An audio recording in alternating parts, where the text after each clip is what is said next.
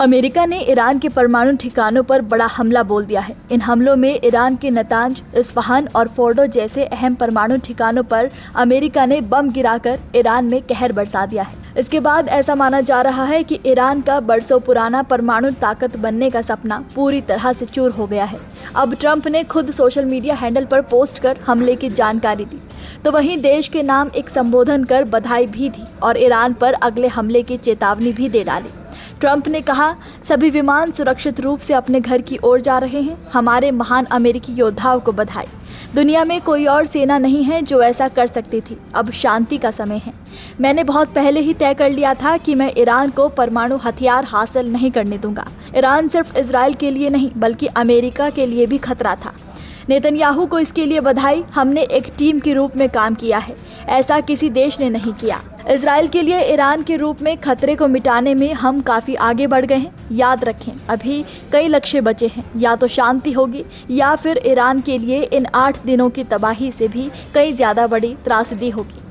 तो वहीं इजराइल के प्रधानमंत्री बेंजामिन नेतन्याहू ने अमेरिका के राष्ट्रपति डोनाल्ड ट्रंप को बधाई दी है।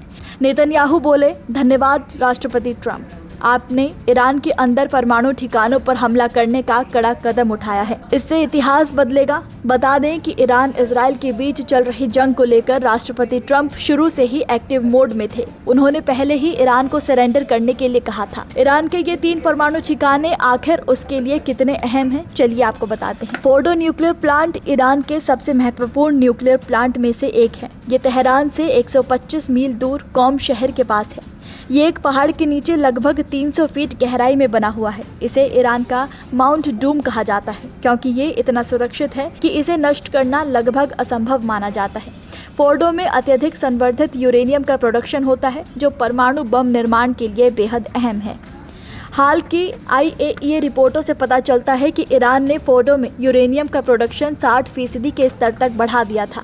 वहीं दूसरी तरफ फोर्डो परमाणु साइट को लेकर इजरायली अधिकारियों ने ये दावा किया था कि अमेरिका के अलावा कोई देश इस साइट पर हमला नहीं कर सकता है क्योंकि ये बेहद अलग तरीके से तैयार किया गया है। और अब अमेरिका ने इस साइट पर भी हमला बोलकर दुनिया को बड़ा संदेश दिया है।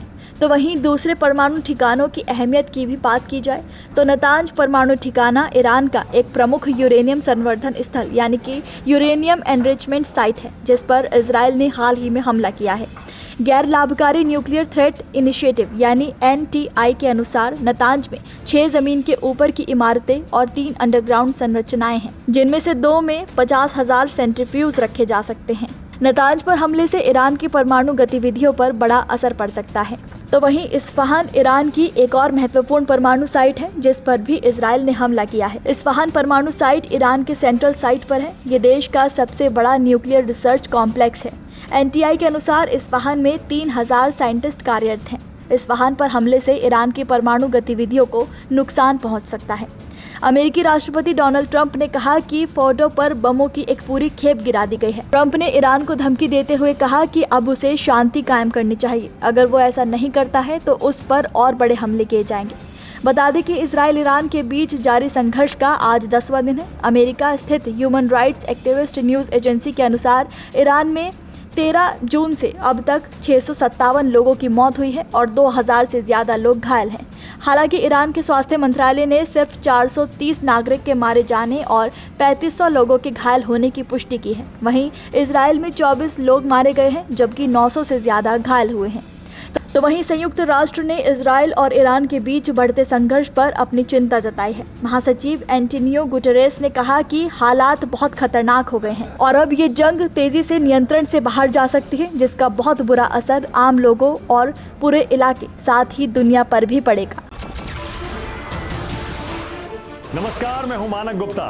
अगर आपको हमारा ये वीडियो पसंद आया हो तो इसे लाइक और शेयर जरूर करें और हाँ, हमें सब्सक्राइब और फॉलो करना ना भूलें ताकि आप देश और दुनिया की कोई खबर मिस ना करें। तो जुड़े रहिए हमारे साथ और देखते रहिए News 24।